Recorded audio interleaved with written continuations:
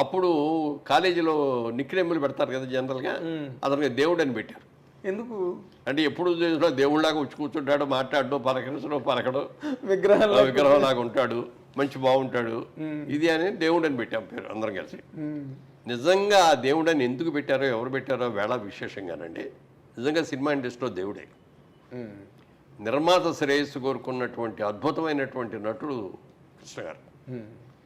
ఎవరన్నా తనతో cinema flop అయిపోతే, అతను వచ్చి కనపడకపోతే బంగారం కాదు హనుమంతరావు గారిని పిలిచి, ఏంటాడు అసలు కనపడలేదు అంటే, ఫ్లాప్ అయింది కదా అందుకని రావట్లేదు అని. పిలుసుకురా అని చెప్పి మనిషిని ఇచ్చి పంపించి ఏమయ్యా కనపడమంటే, సినిమా తీసి మళ్ళీ అంటే, ఏం తీయనండి, ఉన్న డబ్బులన్నీ పోయినాయి, నేను ఏం పెట్టి తీయను, కొబ్బరికాయ కొట్టడానికి కూడా డబ్బులు లేవు దగ్గర, నీకెందుకు నువ్వు వాడవయ్యా సినిమా అని చెప్పి సినిమా మొదలుపెట్టించి మొత్తం డబ్బులు ఫైనాన్స్ చేయించి, డైరెక్టర్ ఆయనే ఫిక్స్ చేసి, సబ్జెక్ట్ ఆయనే సెలెక్ట్ చేసి సినిమా చేయించాడు. డిస్ట్రిబ్యూటర్తో ఆయనే మాట్లాడి, అవసరమైతే హాస్టల్ సినిమా రిలీజ్ ముందు డబ్బులు పే చేసేయాలి కదా అందరికీ, అక్కడ అవసరం వచ్చే సంతకం పెట్టాడు ఆయన. ఫైనాన్సర్స్కి సంతకం పెట్టి సినిమా రిలీజ్ చేయించి వచ్చిన లాభం మళ్ళీ అతనికి ఇచ్చాం. ఎవడు చేస్తాడండి? అప్పుడు చేస్తాడు.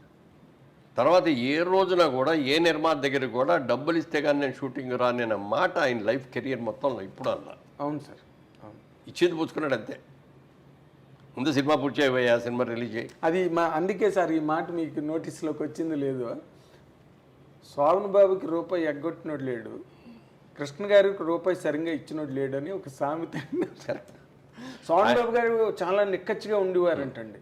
డబ్బులు తెచ్చకపోతే షూటింగ్ అంటే ఆయన ఎందుకు అంత గట్టిగా అనాల్సి వచ్చిందంటే, ఆయన భూములు కొంటాడని చెప్పాం కదా. అవును. ఈ సినిమా ఉంది, మల్లెపూ సినిమా చేస్తున్నాం, లేకపోతే మానవుడు దానవుడు సినిమా చేస్తున్నాం, ఈ సినిమా ఇంత రెమ్యునరేషన్ ఇస్తారు, ఈ నెల ఇంత వస్తే, ఈ నెల ఇంత వస్తే, ఈ డబ్బుని ఎక్కడ ఇన్వెస్ట్ చేయాలి అనేది ప్లాన్ దాని మీద గీసేసుకునేవాడు.